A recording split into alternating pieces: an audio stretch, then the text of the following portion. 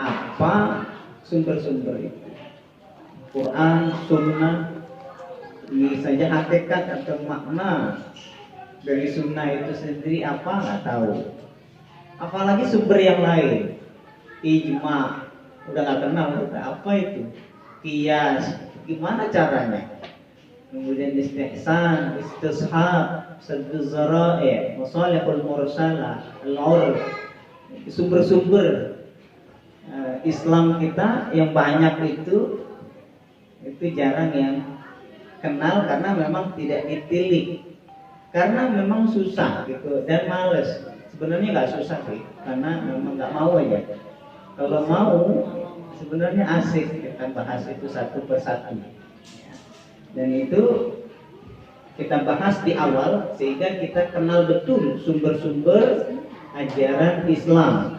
Kenapa ini dibahas di awal? Karena fikih, dan nanti banyak fikih ke depan itu akan ke sini pasti merujuknya ke sini. Maka nanti jangan kaget ketika ada urfan, itu jadi sumber juga. Urfan seperti apa namanya, kalau dalam istilah Hanafi istihsanan. Contoh saja untuk mendekatkan, contoh. Kalau di tempat umum biasanya ada WC umum, ya, WC umum untuk mereka yang berkebutuhan ya bisa langsung situ, nggak susah-susah lagi. Kalau kita mau menggunakan jasa itu, ini kan masuk dalam kategori apa? Masuk dalam kategori sewa, sewa tempat itu. Dan kalau sewa, salah satu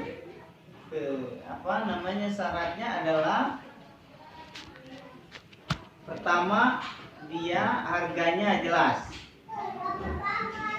kedua yang dipakai jelas, kadarnya jelas, waktunya jelas, itu kan sewa. Masuk ke toilet umum, harganya berapa? 2.000 katakan, oke. Tetapi waktunya berapa lama? Terserah, ya kan?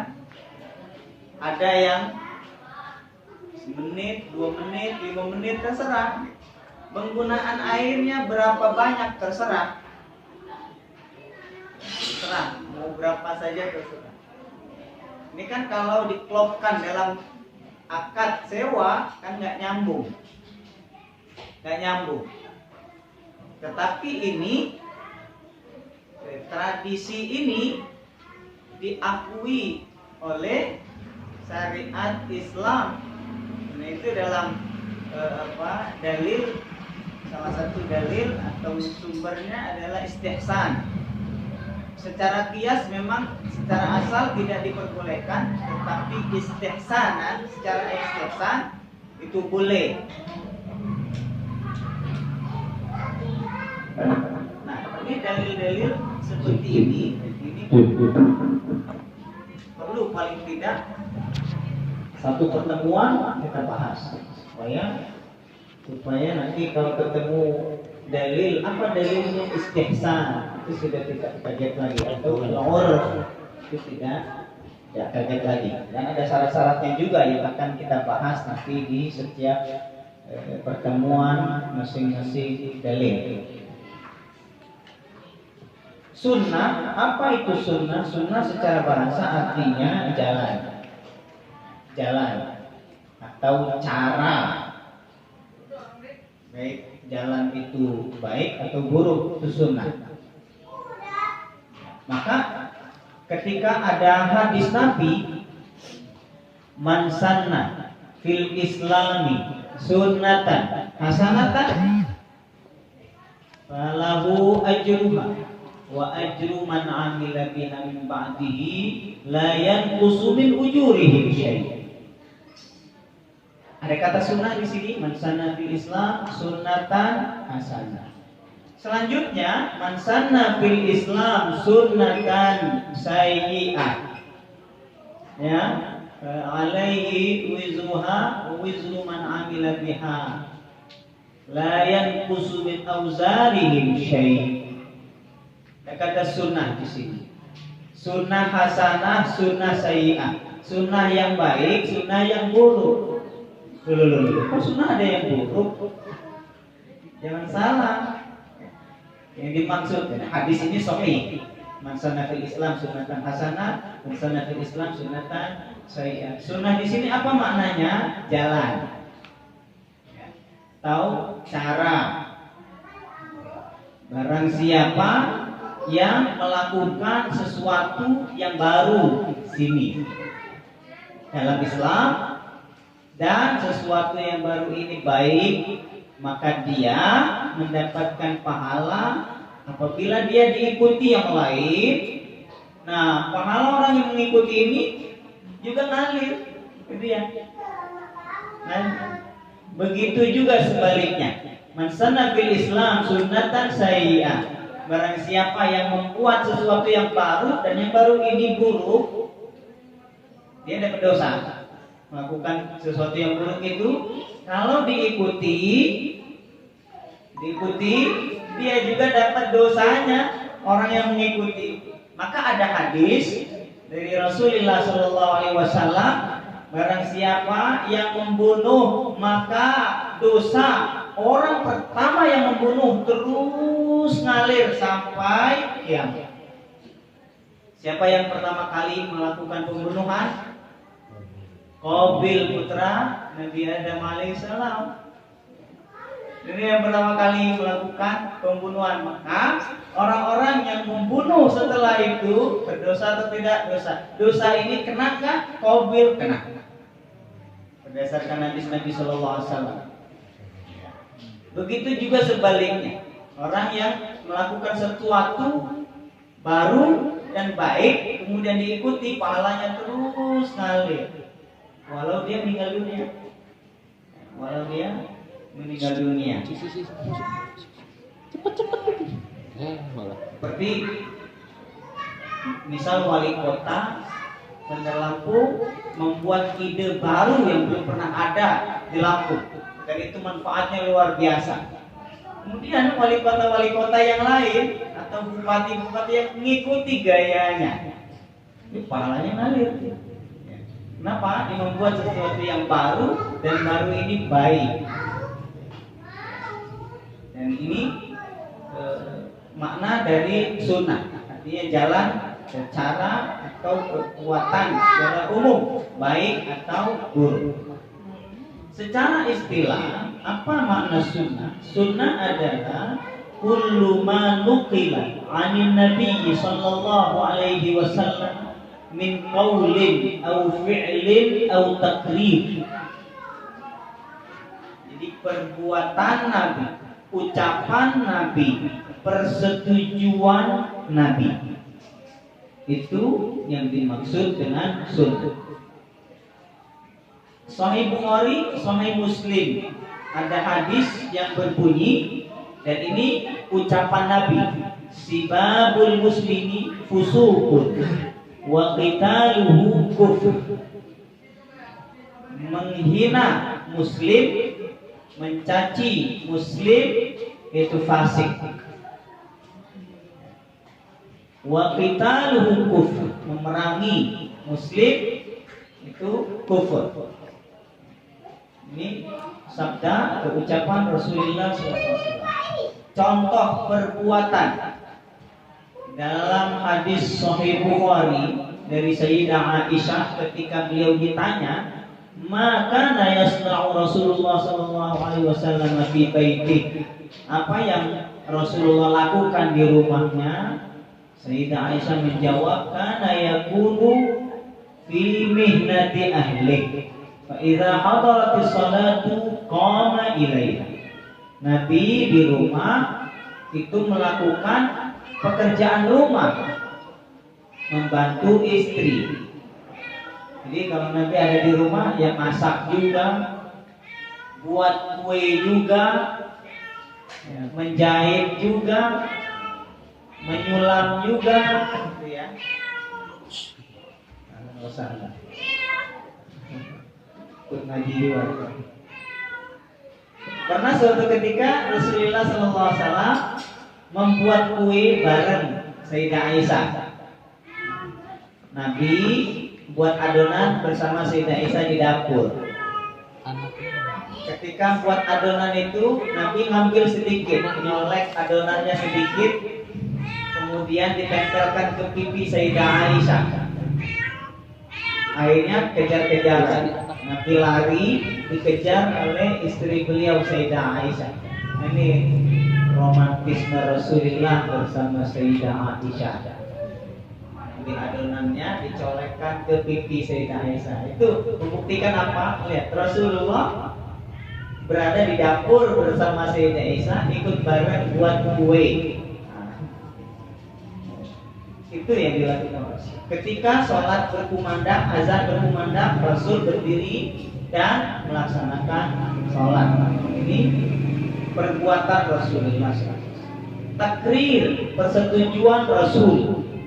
Contohnya apa? Hadis Rasul yang diriwayatkan oleh Imam Abu Dawud dalam sunannya nomor 1267 di Sunan Abi Dawud. Anna Nabiy sallallahu alaihi wasallam ra'a rajulan yusalli ba'da salati subhi rak'atain.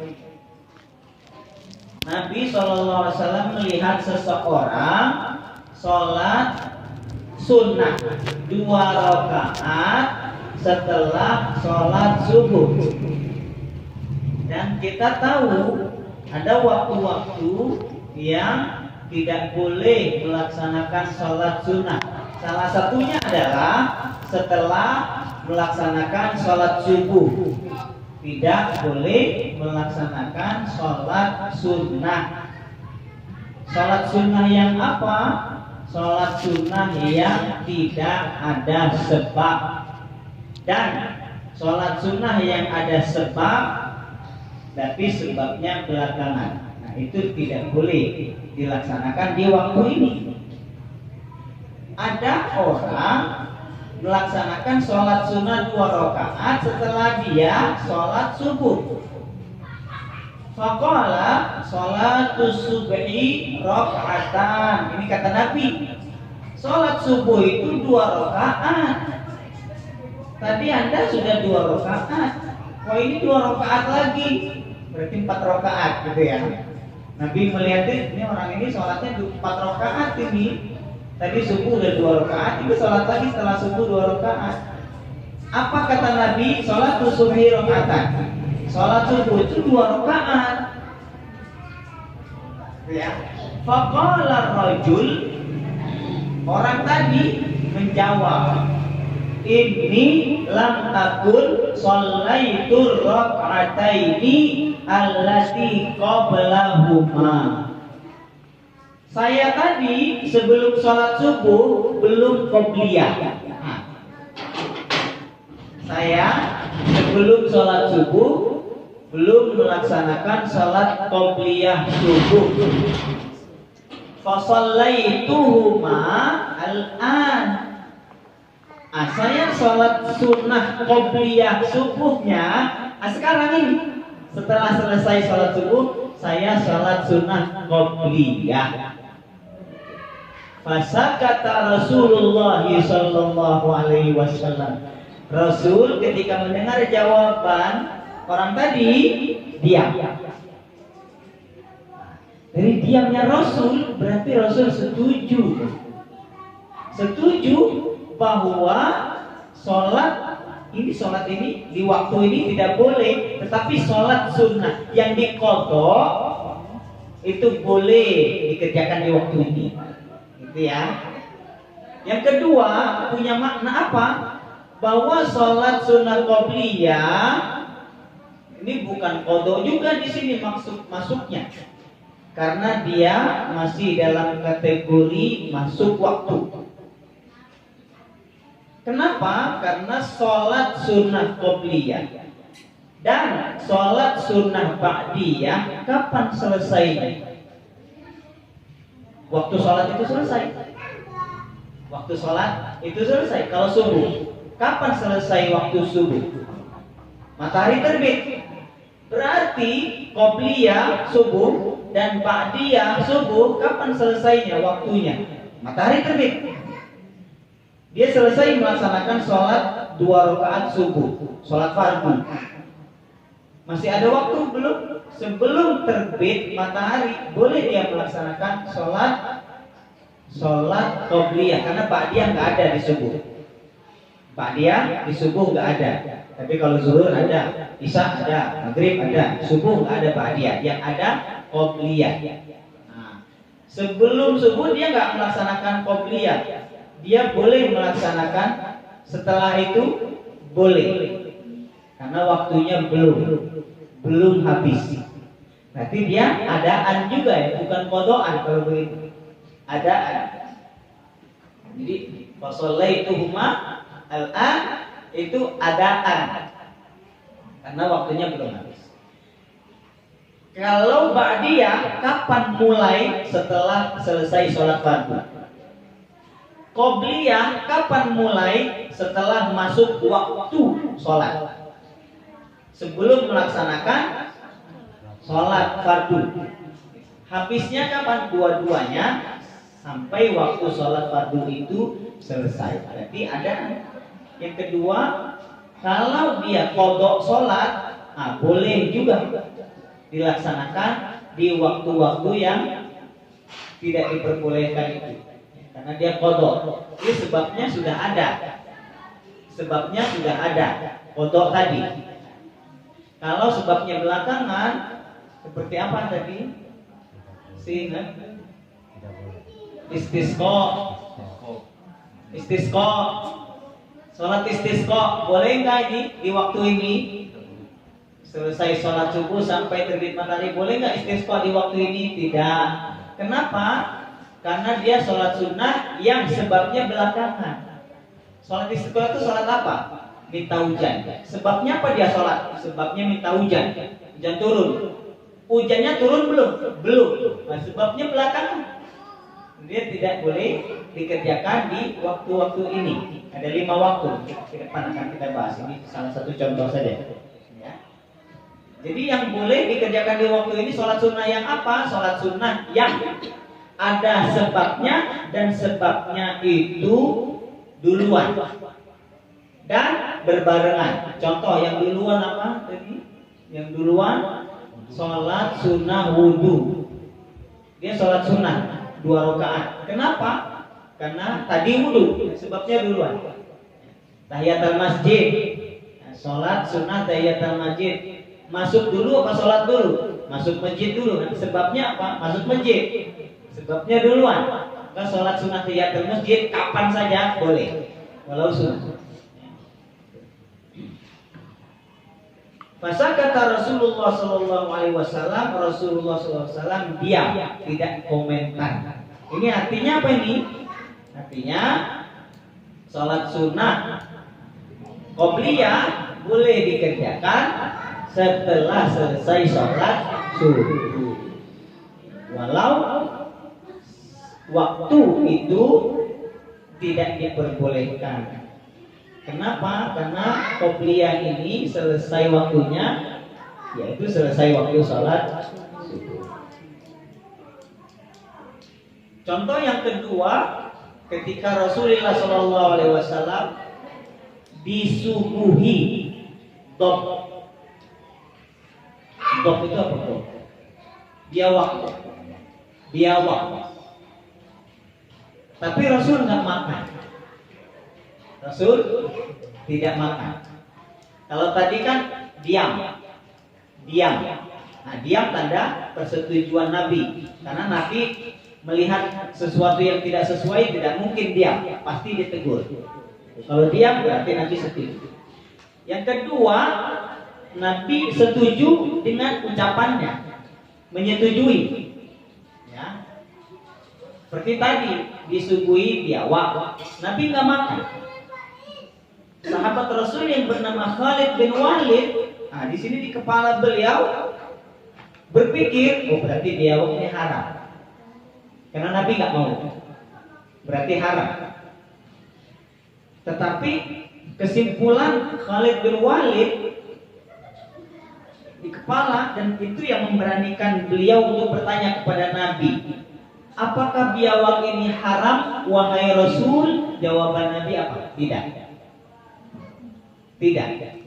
Tapi saya nggak biasa makan ini. Di kampung saya nggak biasa makan ini.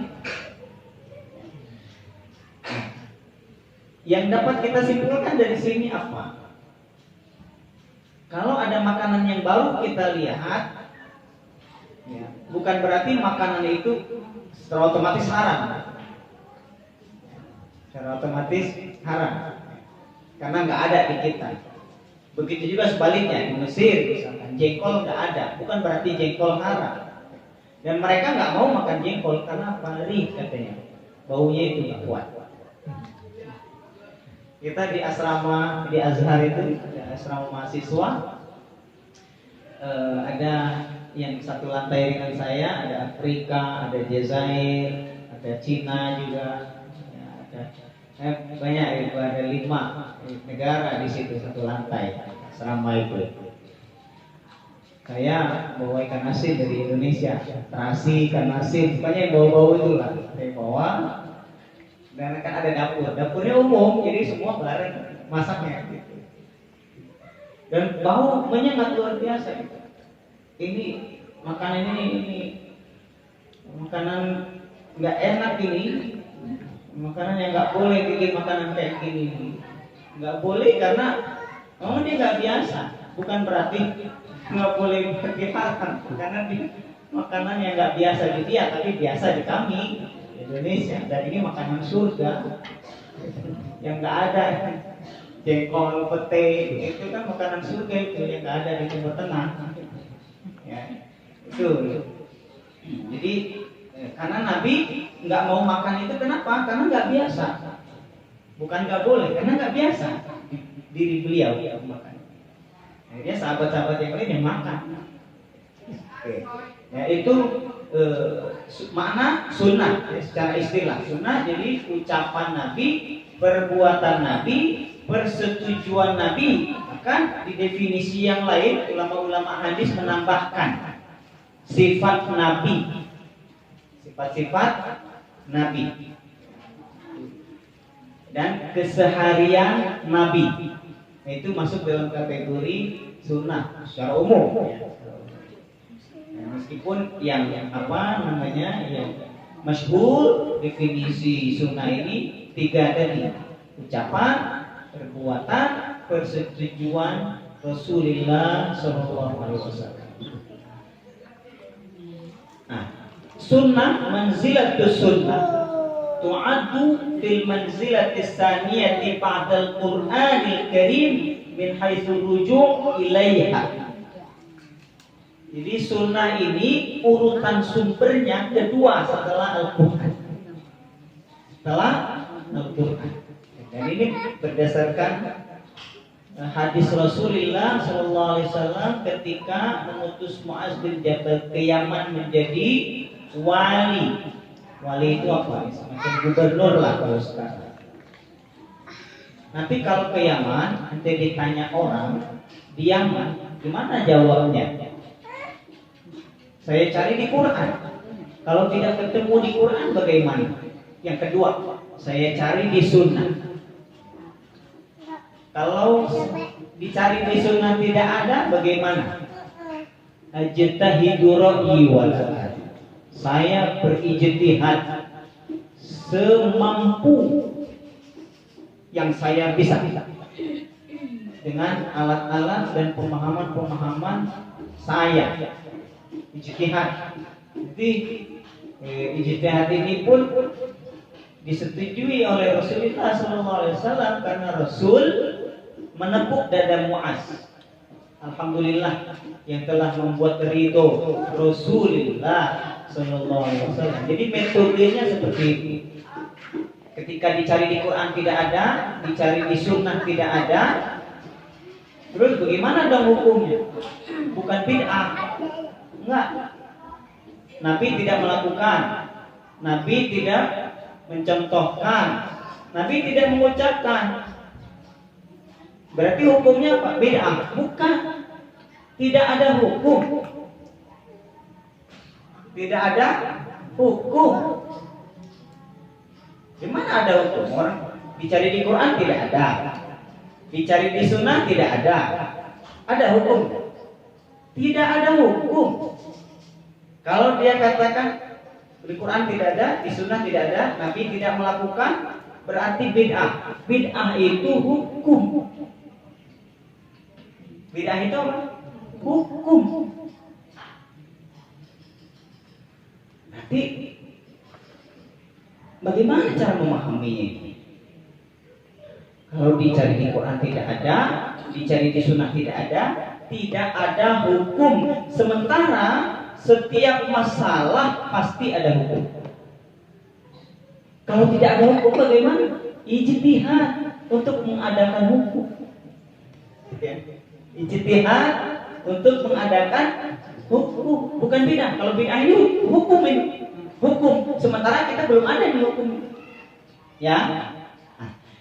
Setelah dilakukan ijtihad, bagaimana cara ijtihad? Itu ada di satu disiplin ilmu khusus, namanya ilmu usul fikih. Itu cara memahami Quran Sunnah dan cara berijtihad. Ada di ilmu usul fikih. Sedikit-sedikit lah, sedikit-sedikit kita ambil sedikit. Karena kalau mau belajar usul fikih, ya ada waktu khusus lah, waktu khusus dan memang waktu serius. Ya, jadi kita ambil caranya dikit-dikit. Setelah dilakukan ijtihad, nanti ada kesimpulan hukum. Ini boleh, ternyata. Oh, kesimpulan ijtihadnya haram atau bid'ah. Nah itu, ya. Jadi hukum itu kapan didapatkan? Setelah dilakukan ijtihad. Apalagi era sekarang. Al-Quran jumlahnya terbatas, hadis jumlahnya terbatas. Bagaimana bisa menghukumi yang baru-baru muncul ini? Jangankan sekarang, di era sahabat saja, Nabi meninggal, ganti era Abu Bakar Siddiq. Sudah banyak masalah baru muncul yang tidak ada di zaman Nabi. Bagaimana menghukuminya? Bid'ah. Enggak. Mengumpulkan Al-Quran seperti yang kita bahas kemarin, enggak ada di zaman Nabi. Nabi tidak pernah mencontohkan bid'ah yang dilakukan Abu Bakar, Umar dan Zaid bin Sabit. Enggak, bagus. Ya, itu yang perlu dibaca sebenarnya. Yang perlu dibaca dan perlu dipelajari. Ternyata ada rangkaian-rangkaian yang ternyata kita tidak lewati yang seperti itu. Itu kedudukan sunnah. Wazifatus sunnah an-nabawiyah. Jadi sunnah ini fungsinya apa? Sebagai taudid. Pertama tuh, penjelas yang ada di Quran. Di Quran global. Kemudian Nabi datang menjelaskan. Nah, ada ayat Al-Quran, wa anzalna ilaikal Qur'ana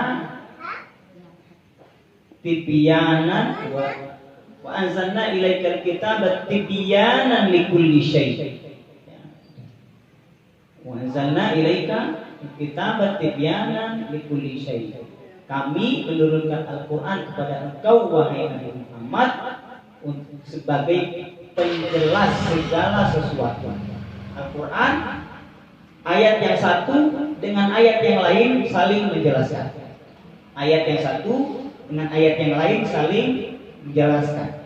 Contoh, wal mutallaqatu yatarabbasna bi anfusihinna salasata quru, seperti yang kita bahas lalu. Wanita yang dicerai suaminya itu idahnya berapa? 3 quru. 3 quru itu apa artinya? 3 kali suci. Quru artinya apa? Quru haid atau suci? Suci atau haid? Ya. Para ulama berbeda-beda. Ya, para ulama berbeda-beda karena bacaan terhadap hadis Rasul berbeda-beda juga. Jadi riwayatnya pun berbeda-beda. Da'i salata ayyama aqra'ik. Da'i salata ayyama aqra'ik. Aqra' huruf. Diambil Hanafi, tinggalkan sholat ketika datang quru. Gitu. Apa artinya? Datang haid. Diambillah Abu Hanifah, mazhab Hanafi, bahwa quru maknanya haid. Mazhab Syafi'i berbeda lagi, ya, bahwa quru ini saya tidak hadir hadis yang diambil oleh mazhab Syafi'i. Ada hadis terkait makna quru ini, bahwa quru adalah suci. Ya. Itu perbedaan pandangan dari imam-imam mazhab melihat perbedaan riwayat yang ada. Dalam mazhab Syafi'i adalah quru itu suci, berarti tiga kali suci. Setelah selesai 3 kali suci, misal sekarang haid, suci, itu dihitung pertama tuh. Dihitung pertama. Makanya kalau ditalak pas haid, nggak boleh menalak pas haid. Anda yang menalak pas haid, ini nggak dihitung. Tapi kalau Hanafi dihitung jadi satu. Nah, gitu. Ini perbedaannya cara ngitungnya tuh. Kalau Syafi'i bagaimana? Nanti haid, nanti suci baru 1. Haid lagi, suci 2. Haid lagi, suci 3, bersih. Selesai. Suci yang ketiga. Laki-laki pusing lah, nggak ngerti yang begituan. 3 bulan. Gampang bulan. Gitu ya. Yang wanita yang dicerai suaminya, yang 3 quru ini atau 3 bulan ini, idahnya ini yang seperti apa? Wanitanya hamilkah dia atau tidak hamil? Kalau di ayat Al-Baqarah ini kan umum kan? Ya, wanita yang dicerai itu nggak dijelaskan. Hamil ya 3 quru, 3 bulan. Ya kan? Tidak hamil ya 3 bulan juga, 3 quru juga. Tetapi ketika melihat ayat yang lain, ya ada di ayat yang lain Allah berfirman bahwa wanita yang sedang hamil itu sampai melahirkan. Ajaluhunna ayyada'na hamlahun. Ya, itu batasannya apa? An yada'na wa ulatul ahmali ayyada'na ajaluhunna ayyada'na hamlahunna. Bahwa wanita-wanita yang lagi hamil idahnya selesainya kapan? Saat melahirkan. Berarti kalau sekarang ditalak, 2 jam kemudian lahir, sudah selesai idahnya. Sudah selesai idahnya. Jadi untung-untungan juga kalau yang hamil. Kadang lama nih. Kalau baru hamil, baru 1 minggu hamil, ditalak. Ini lumayan. Bukan 3 bulan, ya 9 bulan idahnya. Ya, itu. Jadi berarti ayat yang di surat Al-Baqarah itu apa yang dimaksud? Wanita yang tidak hamil dicerai suaminya idahnya 3 bulan atau 3 quru.